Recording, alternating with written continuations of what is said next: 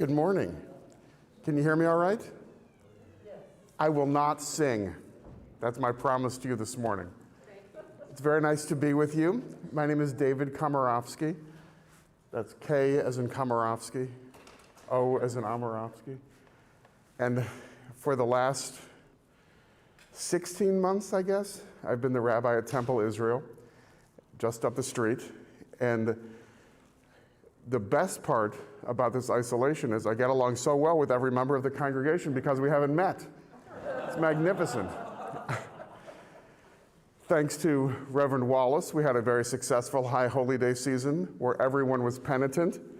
And one of the 3 people wearing a yarmulke was Reverend Wallace. Also, one of the 2 people who knew Hebrew was Reverend Wallace. So thank you for the invitation and the opportunity to be with you. Have Rabbi Spitzer and Adland already been here? Yes. Excellent. Did they warn you what you were in for?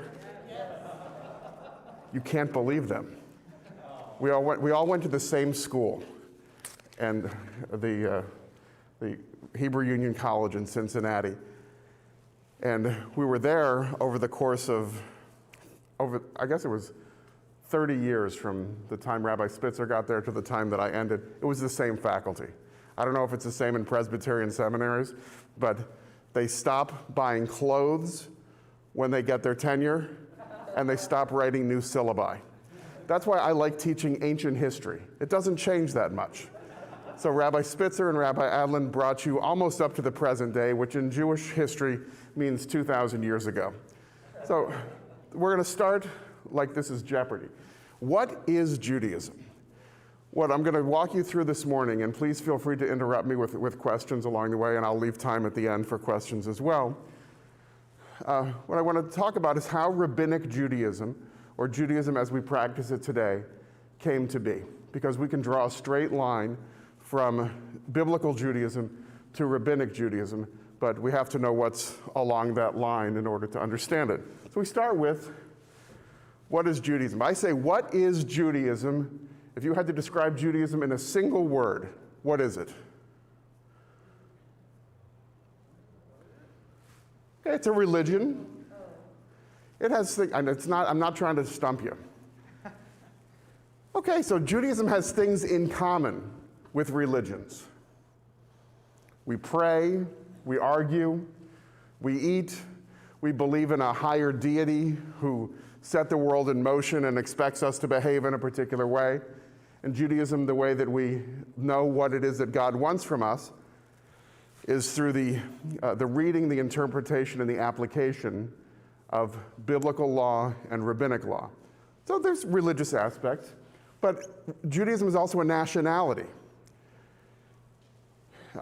As recently as the existence of the Soviet Union, a Jew who lived in Moscow, her passport didn't say nationality Russian.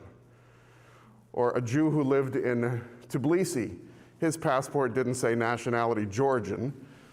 Both of those Jewish people, their nationality was Jewish. It's part of the reason why the Soviet Union was among the first to recognize the state of Israel, is that every people, every nation deserves its homeland.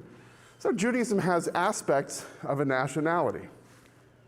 But it's also a civilization. As the 20th century Rabbi Mordechai Kaplan said, Judaism is a civilization. It's a way of life. But above all of these things, Judaism is a peoplehood. And we speak of the Jewish people. And we know that Judaism is a family because we're always arguing with each other.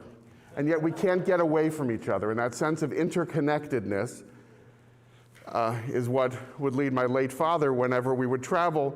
We would stop at a motel, and the first thing he would look for in the phone book, well, one was see if there were any Komorowskis living in town, because then his father would have some explaining to do. But also you look for, see if there's a synagogue, see if there's a temple, find out if in Breezewood, Pennsylvania, there happen to be Jews. And then you come and ask them why they're there. So we're a people. Avraham Infeld, I encourage you to Google, I-N-F-E-L-D. He posits the 5-legged table. So if you're interested in this idea of what is Judaism, Avraham Infeld succinctly describes in videos, and he also has a very thick South African accent. And it's better to watch him on YouTube than to do it in person because there's a splash zone when you're in person. But he describes this 5-legged table where we're thinking about what is Judaism. He says there are 5 things on which Judaism stands. His dream was that every Jewish person should embrace at least 3, because then you have something in common with every other Jewish person. If you only have 2, a table can't stand on 2 legs. It can stand on 3 or 4, and it's especially strong if it's standing on 5. So the things that when we look at how biblical Judaism became Rabbinic Judaism, you can keep in the back of your mind these 5 legs of this table that is Judaism. Memory, not history, but memory. That we enshrine certain events that may or may not be historically accurate in our cycle of the year. The Passover Seder is a remembrance of the Exodus from Egypt. We read the entirety of the Torah, the first 5 books of Moses, reenacting throughout the year. In our liturgy, we reenact the splitting of the Red Sea. All of these things are memory. Family, of course, whatever that definition of family looks like, we're part of the Jewish people. Covenant, a sense that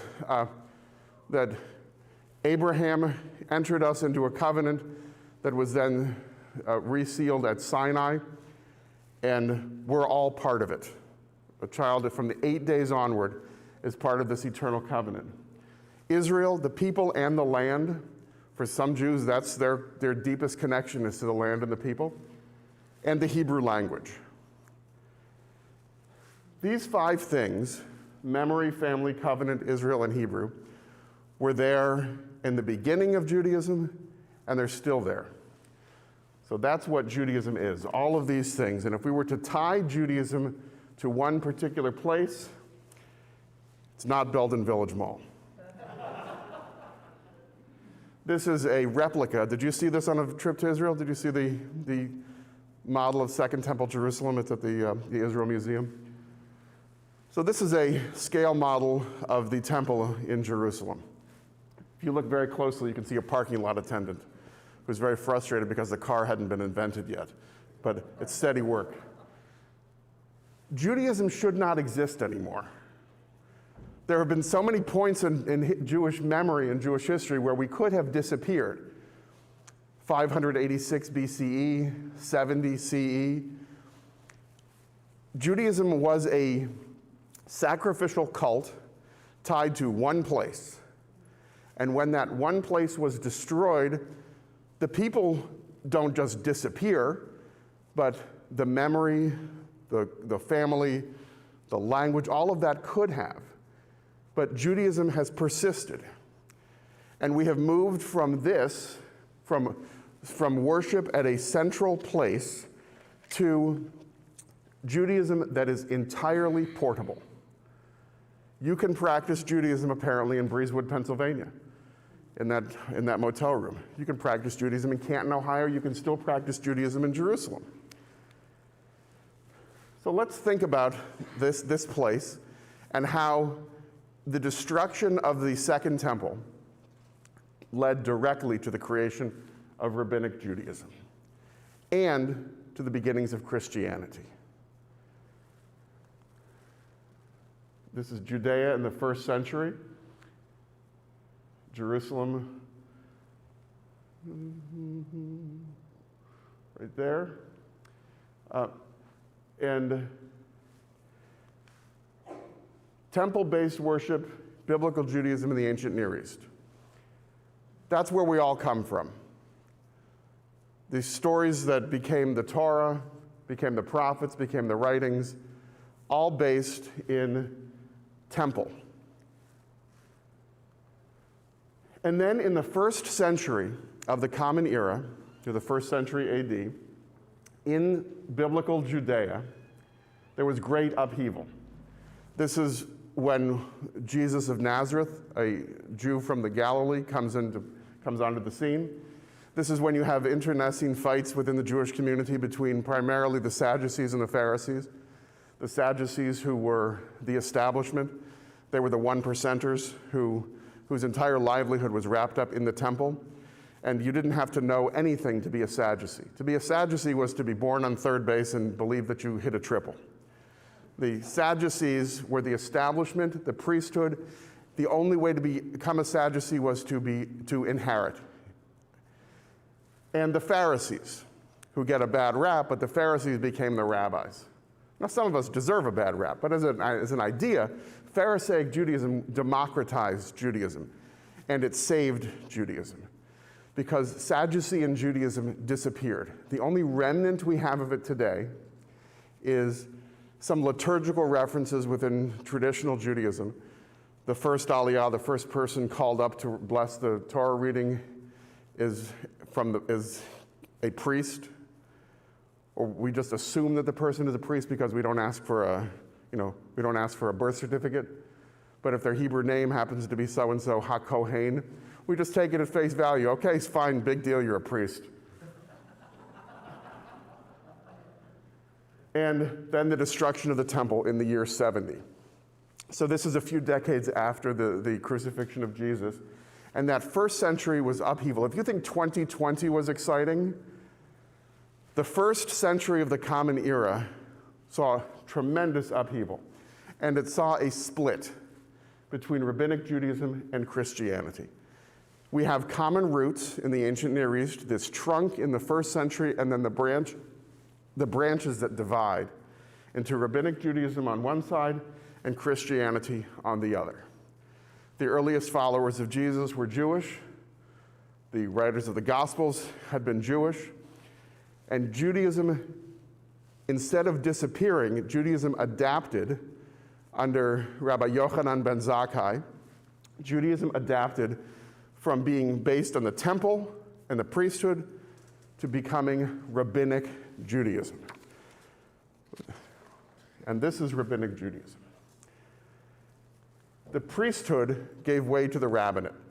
We don't have priests in Judaism anymore, except for the doubtful, we call them a Suffolk Kohen, or a doubtful priest, who, for some rituals like redeeming of the firstborn called Pidyon Haben, or, as I said, the first Aliyah, the first calling up to bless the reading of the Torah, there are some prohibitions that within traditional Judaism, people who believe they can trace their Kohen lineage backward, they might not go into a cemetery, they will limit whom they can marry and so forth.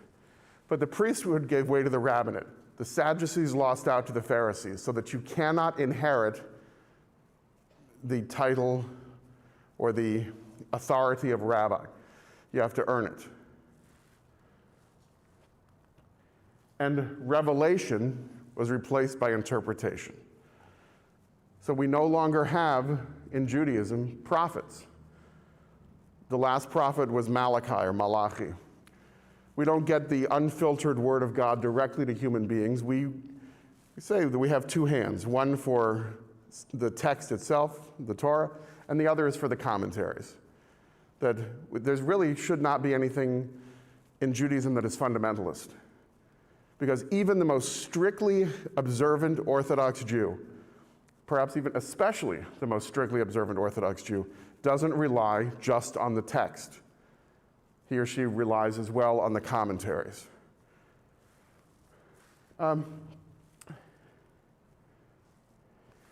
This is the general principle that illustrates that. This is from Deuteronomy 30. Referring to the Torah. Lo bashamayim hi lemor mi ya'aleh lanu hashamayma v'yikachel lanu v'hashmienu otar v'na'asena. It, the Torah, meaning all of Jewish wisdom, it is not in the heavens, so that you should say, who among us can go up to the heavens and get it for us and impart it to us that we may observe it? We don't need the priesthood. We don't even need necessarily the rabbis. It is directly accessible. It's not, the commandments in the Torah are not so complex that you need to have an intercessor do them for you. You can learn more and more about them, but it's open to everybody. And Rabbinic Judaism is meant to be democratized. So Judaism for the last 1900 plus years has been Rabbinic Judaism. But there have been other upheavals and changes as well. Once upon a time, Judaism was a corporate identity. There was the Jewish people as opposed to Jewish persons. And today, anti-Semitism is directed not specifically at Jewish persons, but at the Jewish people. You know, what did people sitting in the Tree of Life Synagogue in Pittsburgh do as individuals to offend the shooter? Nothing. It was their identity as Jewish people, not as Jewish persons. And that comes from Judaism, that once upon a time, until the Enlightenment, as an individual Jew, we would have no rights. We would not even pay taxes directly to the government. We would pay taxes to the Jewish community, who would then pay those taxes on behalf of the entire Jewish community. Doesn't that sound like fun, Michael? Makes a collection plate of. Reverend DeVries comes to your house and says, I have some good news for you. The good news is, here's the gospel, pay up, because it's going to the government, which is, everybody's happy about that. Judaism was a corporate identity. Individual Jews had no rights, no authority as people. They were entirely under the control of the Jewish community, which for some is the good old days. You know, oh, why don't our children come to synagogue? Because they don't have to. You got to make it better. You know, you got to make it a little more interesting. Maybe not have the service be 12 hours long. Maybe they'll come. But it was tradition. Yeah, it was tradition that everybody hated us. So, you know, sometimes we change. 200 some years ago, this changed in much of the Western world. Judaism became an optional individual expression. And those 5 legs suddenly become wobbly because there's not compulsory Jewish education. You can opt out. When we say when the ghetto walls came tumbling down, Jews didn't walk out, they ran. Or, you know, when, like, my great-grandparents came to the United States from Eastern Europe around the turn of the 20th century, and I would hear that, you know, New York Harbor was strewn with taluses and prayer books. That as soon as people saw the Statue of Liberty, they said, you're here, this is the land of milk and honey, the streets are paved with gold. What do I need to dress like this for? I'm not in Poland no more. And what happens? Their grandchildren go study abroad in Poland for a year.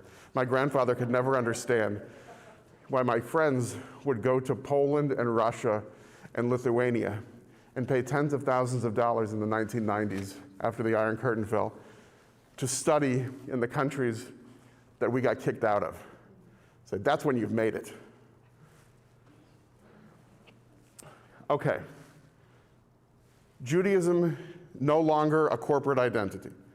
Jews are free to practice or to abandon. All of this is against the backdrop of Rabbinic Judaism that is not entirely global, because Ethiopian Judaism existed outside of Rabbinic Judaism. Say, Ethiopian rabbinical school was a lot shorter. They didn't have the Talmud. They couldn't eat shrimp because that's in the Torah. Otherwise, everybody would have gone there. But it's against the backdrop of the shifting poles of Jewish life. And this is pole as in North Pole and South Pole. Judaism began in the land of Israel. In a couple of weeks in the Torah reading cycle, we'll get to Genesis 12. God said to Avram, get up and go to the land that I will show you. That's where Judaism begins. But part of the secret genius of Jewish, not only survival, but Judaism's ability to thrive as a people has been, since the destruction of the Second Temple, we are portable, and there have always been at least 2 poles of Jewish life, one that is on the rise and one that is on the decline.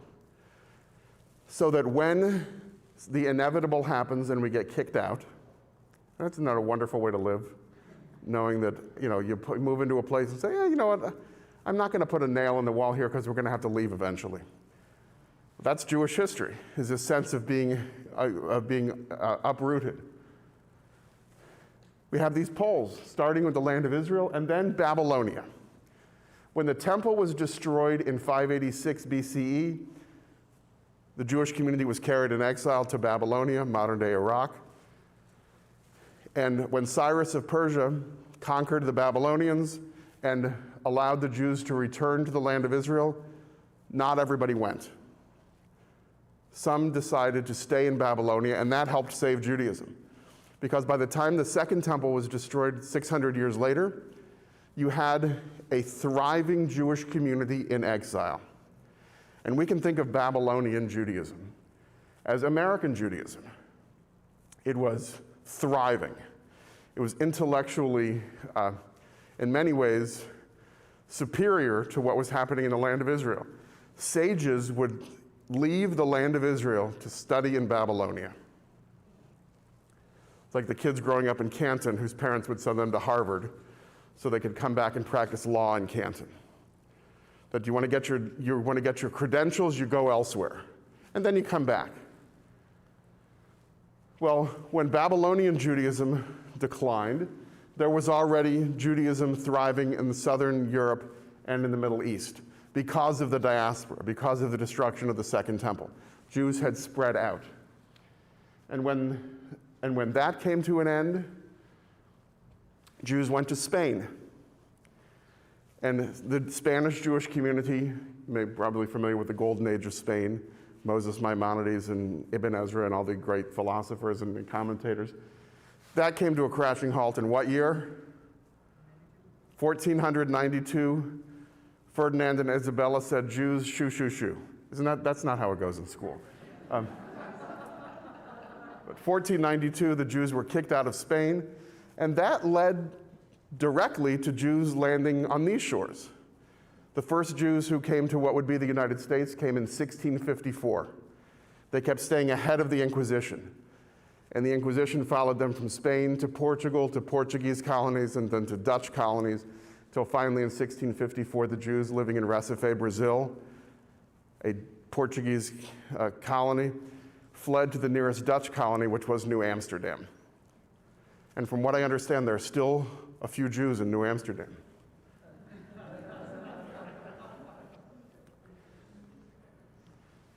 Then from the 15th century onward, the 16th century onward, Central and Eastern Europe.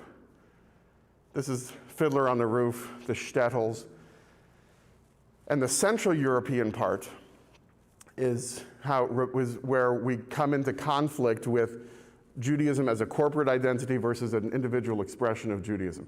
The Jews in the shtetls didn't have a choice. You're born in that shtetl, you're going to die in that shtetl. But the Jews who lived in Central Europe, who became citizens of the countries in which they lived, starting in 1800 with France, suddenly Judaism became optional for them. They didn't have to listen to their rabbis. This came to an end in World War II. That in addition to the millions of lives that were destroyed in the Holocaust, Rabbinic Judaism in Eastern Europe all but vanished. There is still a remnant, but the double whammy of Nazism and then the Iron Curtain all but wiped out Judaism in Eastern Europe. Fortunately, in the scale of the shifting poles of Jewish life, there was a place that was already thriving. Do you know where it is? Canton, Ohio. Oops. Why did it go? I'm missing one of my, oh, it's supposed to say, well, we're going to come back to this slide in another thing. Just know, Jews were already in the United States thriving by World War II. By the end of World War II, Temple Israel in Canton was already 60 years old. It was on McKinley Avenue. It was founded in 1885 by Jews who were struggling with these same questions of how can I be Jewish and modern at the same time. All right. So before we move into the different streams of Judaism and where they come from, I want to talk for a moment about Ultra-Orthodoxy. There are two different streams of Ultra-Orthodoxy, the Hasidim and the Mitnagdim. To us, what's the difference? To them, it's a big difference. In fact, I was the Hillel director at the University of Texas. And Hillel is non-denominational Jewish. It's not Orthodox, Reform, Conservative, it's all of them. I used to have to mediate arguments between a Hasidic rabbi and a Misnagid rabbi, who, to everybody else, what's the difference? They care. They're different expressions of Jewish peoplehood. And you're probably more familiar with the Hasidic Judaism because there's an organization called Chabad, which is doesn't happen to be Chabad in Canton. There used to be, but it's a global outreach to Jews. They're not interested in you. They're interested in people like me who are not Orthodox. And then the Mitnagdim, Rabbi Kushner at Agudas Achim, is a mitnagid, which is or a misnagid in Ashkenazi Hebrew, which literally means opponent. Who could have a whole stream of religion based in opposition to something? I ask in a Protestant church. It's generally under the heading of the chapeau noir, or the black hat. This we think of as authentic Judaism. It is, but no more or less than any other expression of Judaism. This is not what Judaism looked like at the time of Jesus. It's not what Judaism looked like in Babylonia. It is what Judaism looked like in Eastern Europe after the destruction of Jewry in Spain. It's Eastern European Orthodoxy that came to the United States and the land of Israel and throughout the world now. But they are the sort of the outlier that is not struggling with this question. And this question is what defines Rabbinic Judaism today. Since the European Enlightenment, Jews have been struggling with one question. How do we balance Jewish tradition and the modern world, and do both? If you know how, please tell me. I've been trying to figure it out now. Putting these two things in the balance was not an issue 2,000 years ago.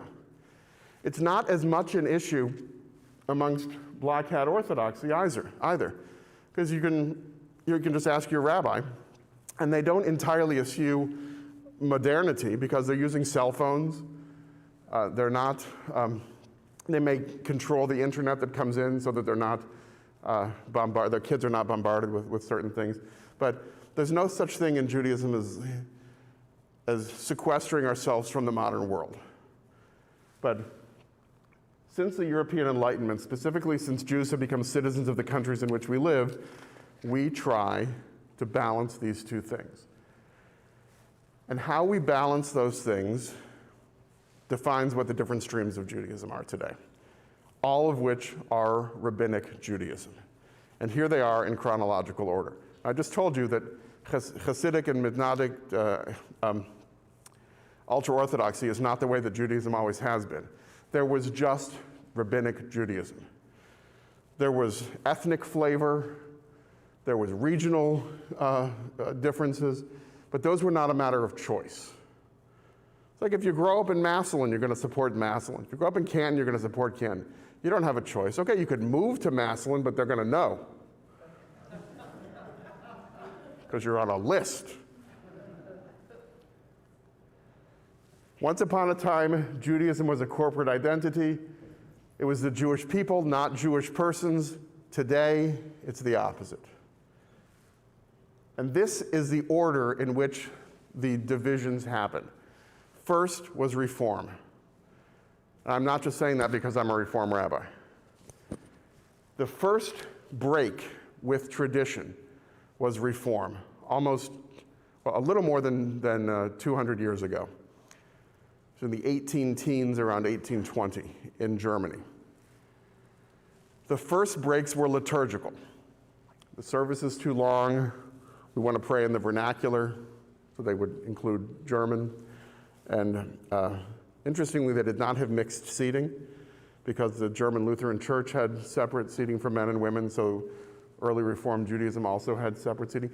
Changed the layout of a sanctuary so that it would look more like Christ Presbyterian Church and less like Fiddler on the Roof, where you're seated in a circle with the bema or the altar in the middle.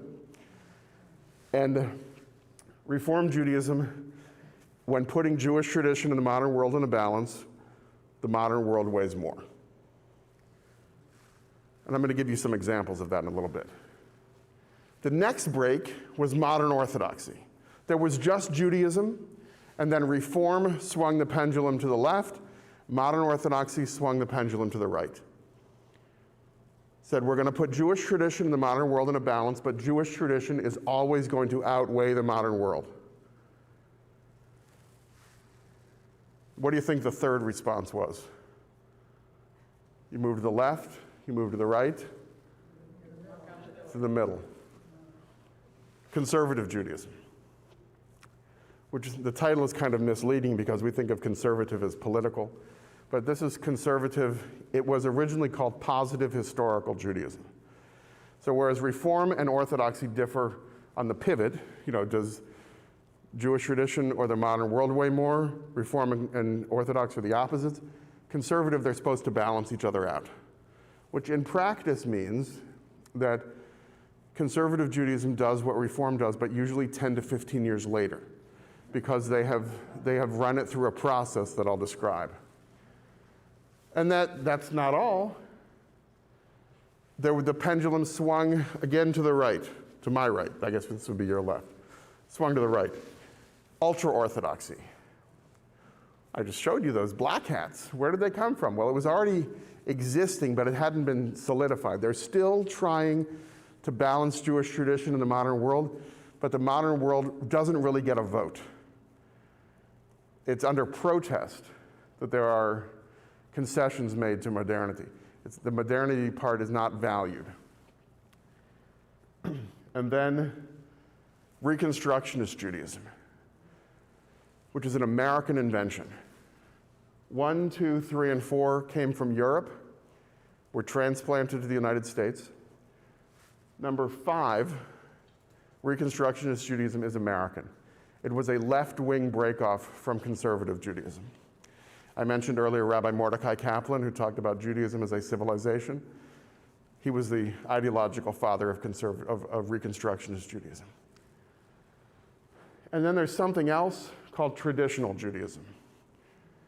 Number 6, this is the full spectrum of Jewish persons making decisions about how we practice what we believe and so forth.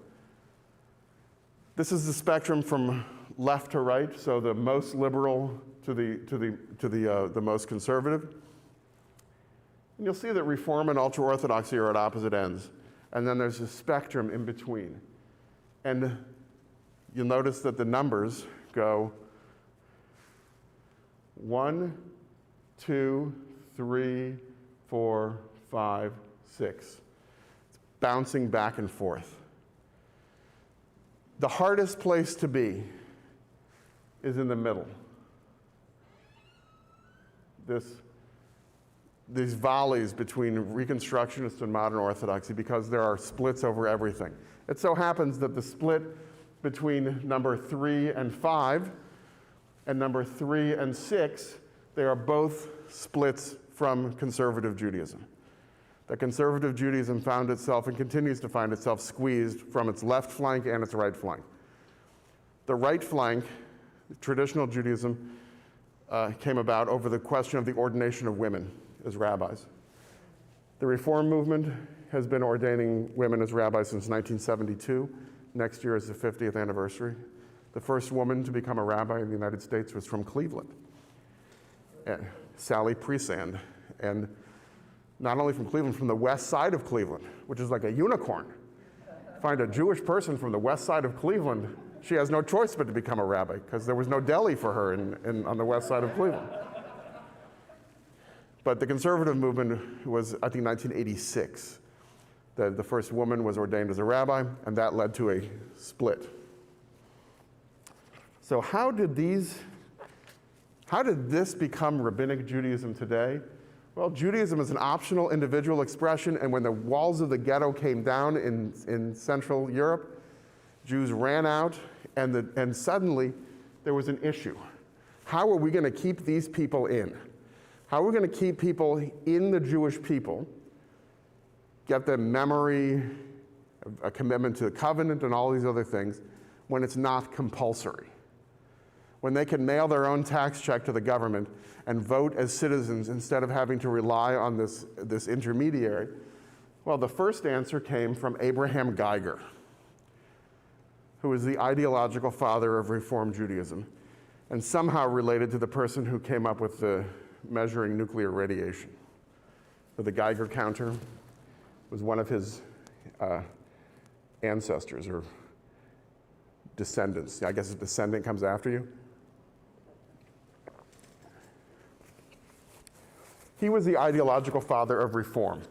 And I'll give you a little sketch of Abraham Geiger.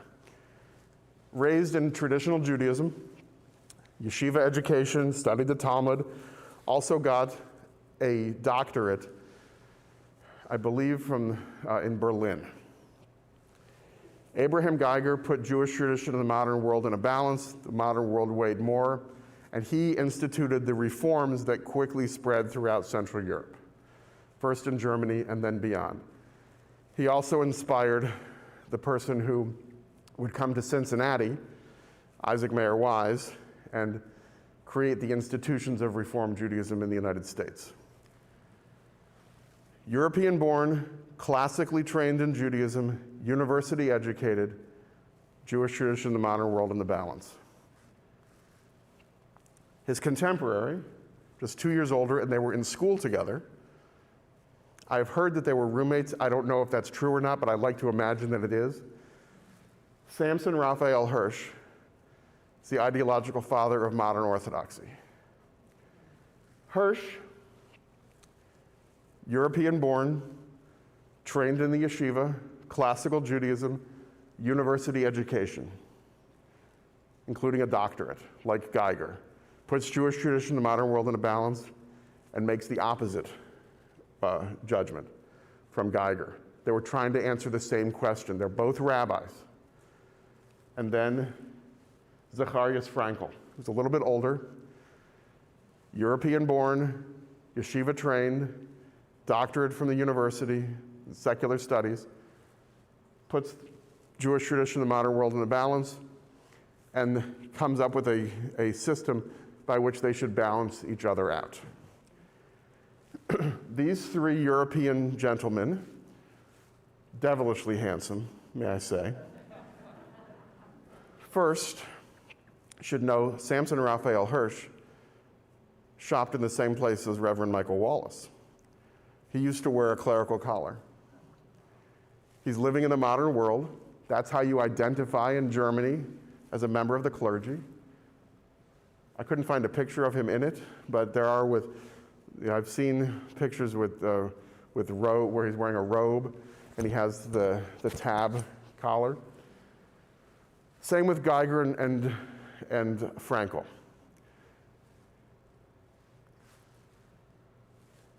So this gives you some example, because right now it's all theory. Okay, it's three old white dead Jews from Eastern Europe, Central Europe. What do they have to do with how we practice Judaism today? Everything. Because their interpretations of Rabbinic Judaism directly influence how a majority of the world's practicing Jews practice. So I chose just 4 topics so we can run through the distinctions between the streams of Judaism. First, egalitarianism versus gendered roles and the ordination of women rabbis, because it goes beyond the ordination of women and rabbis, but it has to do with everything from who does what in a worship service, who is commanded to do what, who is permitted to do what, who can wear the talit, who can wear a kippah, whether men and women sit together in the synagogue. It's a split right down the middle. Conservative Judaism and traditional Judaism are the break point, but everything to the left is egalitarian, everything to the right is gendered. My wife and I were married by an Orthodox rabbi, so our ketubah, our marriage document, I agree with nothing in it because it's Aramaic and it has to do with the price of how many zuzim I had to pay to her father and so forth. But the Orthodox rabbi pushed the boundaries as much as he could, said, no, this is, he also, interesting how egalitarianism and gendered roles comes into play. There's a legal issue within traditional Judaism over what happens if a woman gets divorced. Is she allowed to remarry? She is a woman who has not been granted a Jewish divorce is called an agunah, or a chained woman. Means she is not allowed to remarry. And if she does remarry, the children of any future union are considered illegitimate. So that's an agunah. I was married once before and have children, and my ex-wife refused a get on principled grounds that we were married by Reform rabbis. She said, I don't need to go to an Orthodox rabbinic court and get a document that's not going to have any bearing on me. She said, I'm not having more kids, it's not an issue.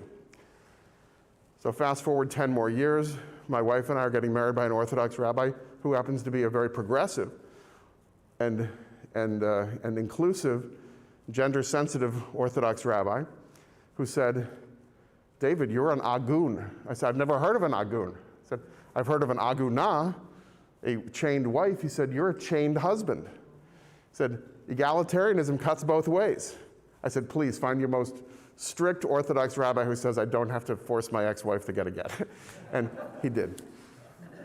So, interfaith marriage, whether a rabbi is permitted to officiate at a wedding between somebody who's Jewish and somebody who is not, and the role of the person who is not Jewish, who marries a Jewish person in the life of the Jewish community.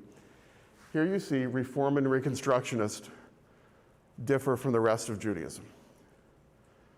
That Rabbi Spitzer, Adland, and I all officiated interfaith weddings with different restrictions, but you cannot find a conservative rabbi who will officiate an interfaith wedding.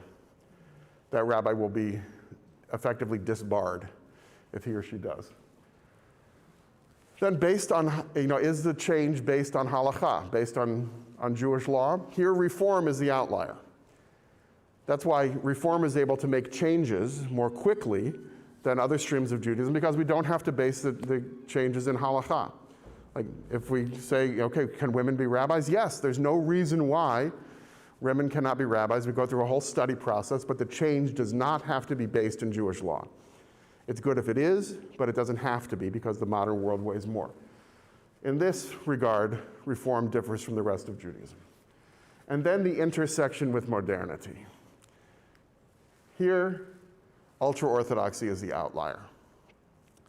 They intersect with it, but they're not happy about it. They'll use it, but only begrudgingly.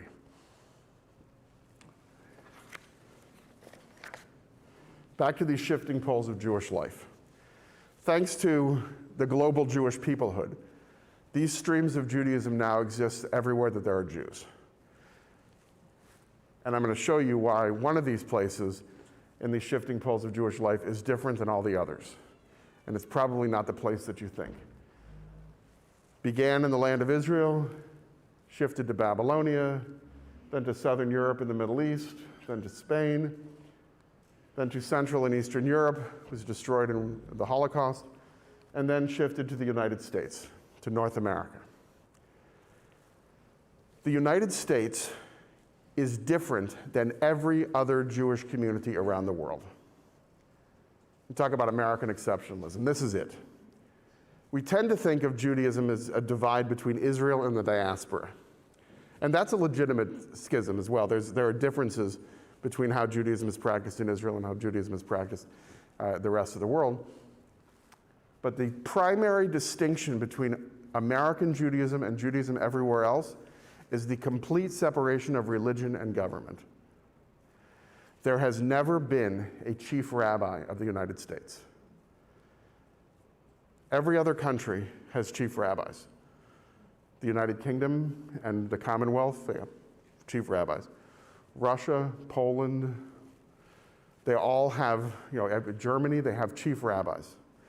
And that chief rabbi is, even though the Jewish community is responsible as Jewish persons to the government, there is still a layer, especially when it comes to government funding of religious programming, that Reform conservative Judaism are generally disadvantaged in these other communities because they don't get the same recognition, because there's not a state-sponsored religion. Here, we don't have that issue. There's an arrow missing here. What comes after North America?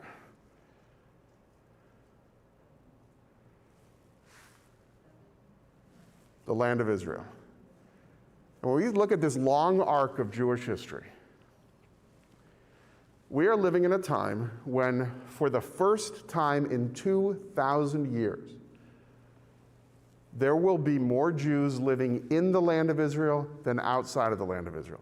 It has been since the destruction of the temple by the Romans in the year 70, which led to Jews living in Europe, that there were more Jews living inside the land than outside of the land. And that has to do with migration patterns. It has to do certainly with the Holocaust. Jews were one of two peoples to enter the 21st century in smaller numbers than we entered the 20th. Meaning there were fewer Jews in the year 2000 than there were in 1900. The other people are Native Americans. But there are fewer Jews alive today than there were 100 years ago. There should be somewhere between 20 and 50 million Jews in the world. There are about 13 or 14 million Jews in the world today. And the majority of them will be living in the land of Israel within this generation. That doesn't mean the disappearance of American Judaism, just like it doesn't mean that, and they're still, other than getting expelled, like in 1492, doesn't mean the end of a people. It means that one is waxing and another is waning, and the shifting pole of Jewish life in the United States means that we're living in an interesting time where everything we do is by choice. Every Jewish person who practices or believes, gets involved, sees himself or herself as part of a covenant, it is entirely by choice. There is no one forcing us to practice Judaism or to identify as Jews. We don't have to register with the government as Jews. My passport says that I was born in Akron. It doesn't say that where my circumcision was. It was also in Akron.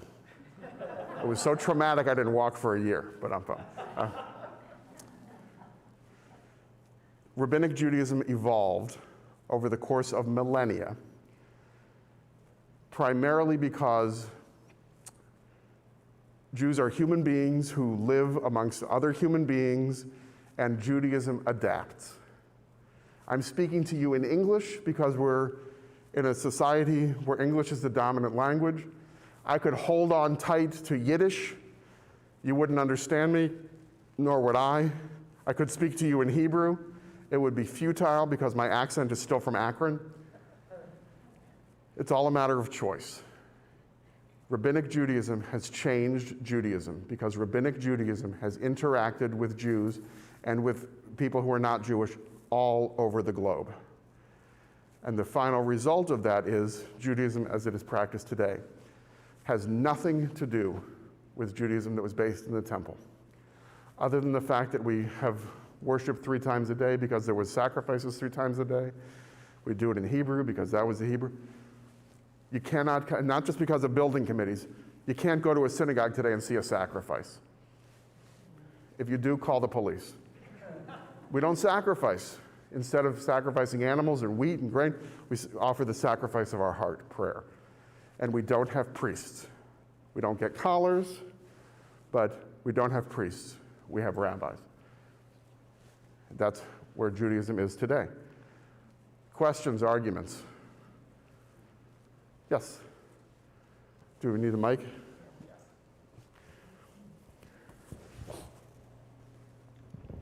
Could you clarify something for me? You referred to earlier in your presentation about Judaism as a nationality. Mm-hmm. Many years ago,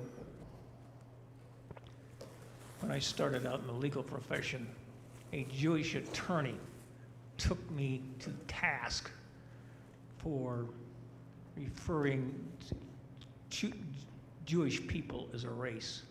And you talk about nationality. Could you clarify the difference for me? Sure. Judaism is not a race, and we know this because you can't really change your race. I mean, race is also it's an invented thing, but Judaism. So it's odd because anti-Semitism is a form of racism, even though hatred of Jews is not hatred of a race. It's hatred of a perception of a race, but it's only trying to draw the distinction between the race and the nationality piece. When you think of a nationality, you can adopt a different nationality by becoming a citizen. Becoming a citizen is much harder than accidentally being a citizen.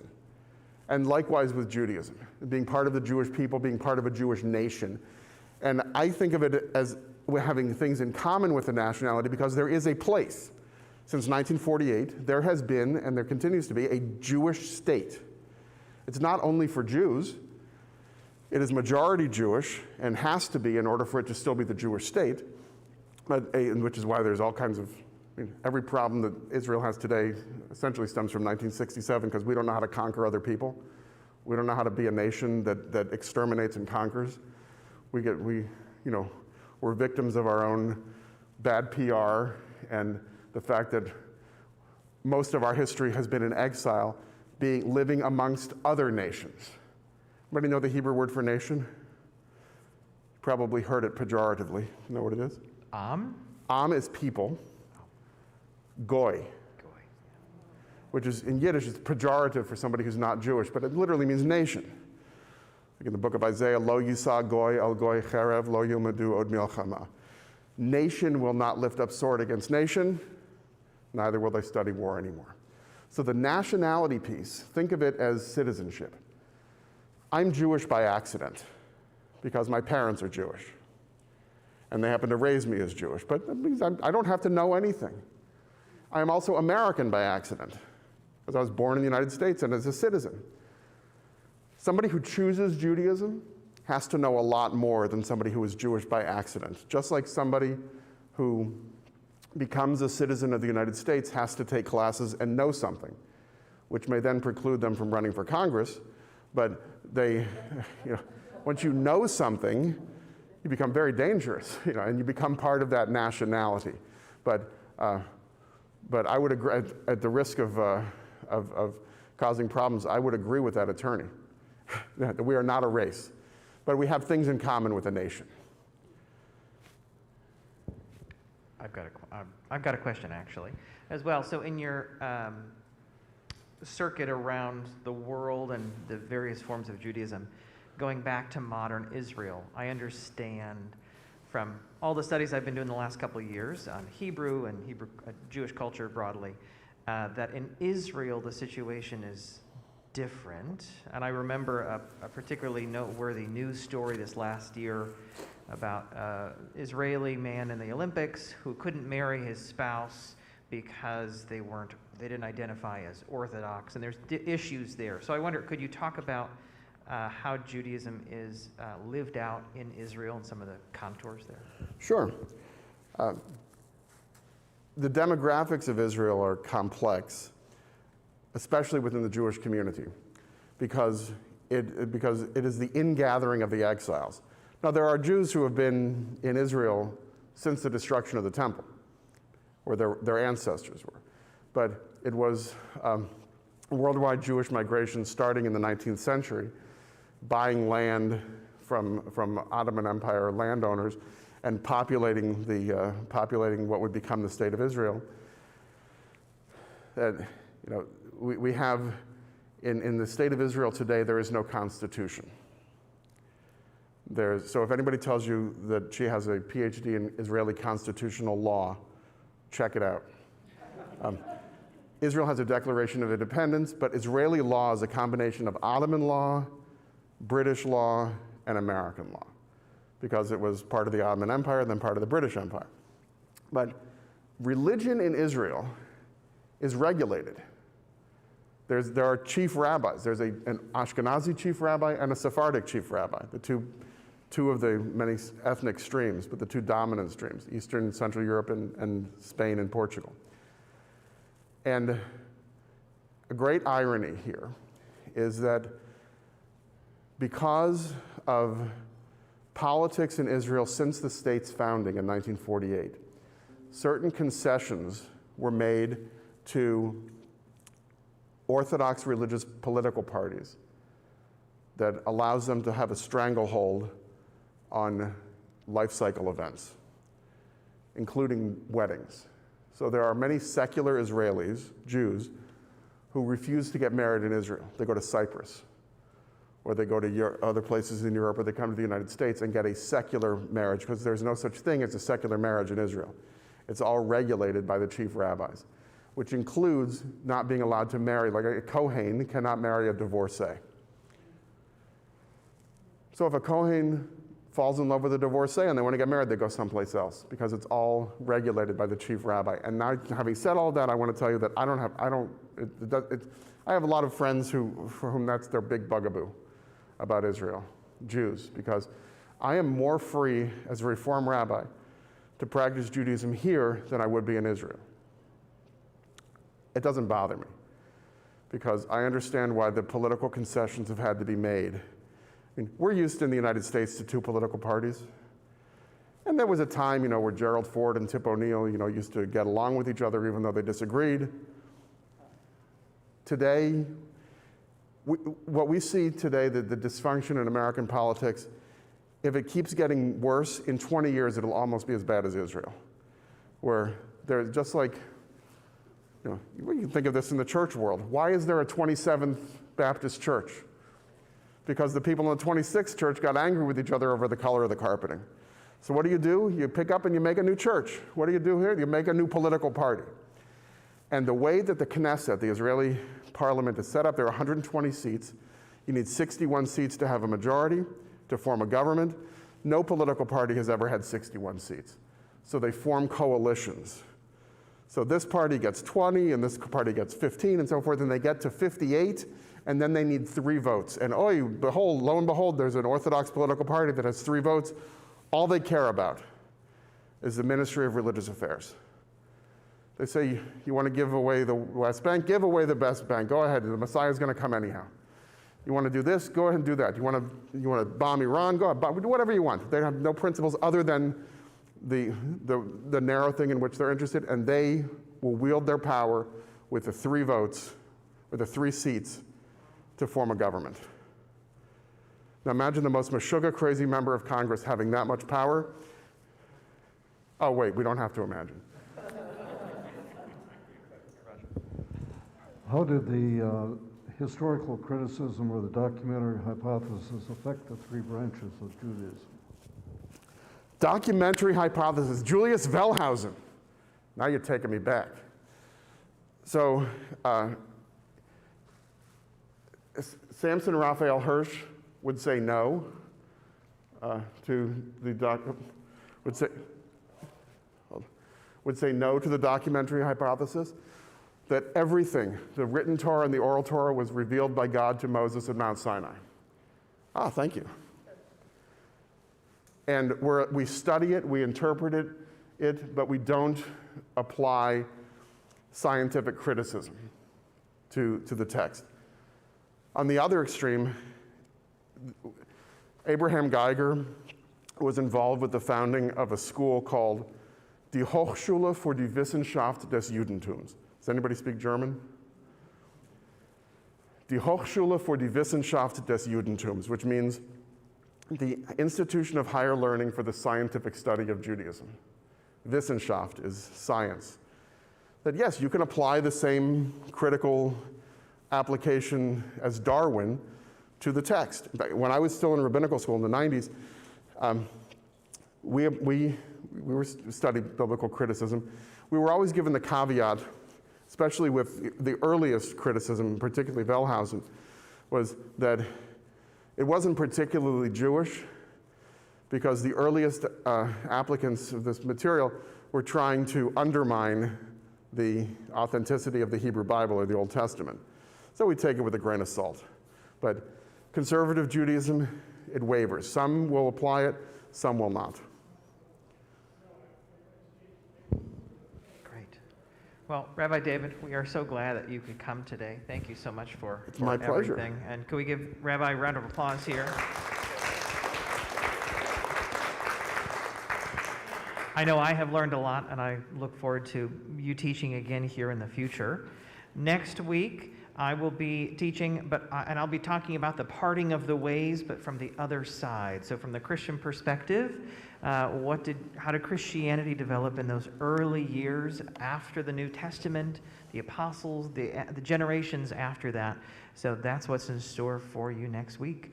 Go with the Lord. We'll see you in worship. Thank you. Thank you. And I'm fine if anybody wants a copy of that, feel free to share. It's great to be with you. Great to be with you. Thank you so much. Do you sing in the choir also? Do you do it all? On occasion. You're still on.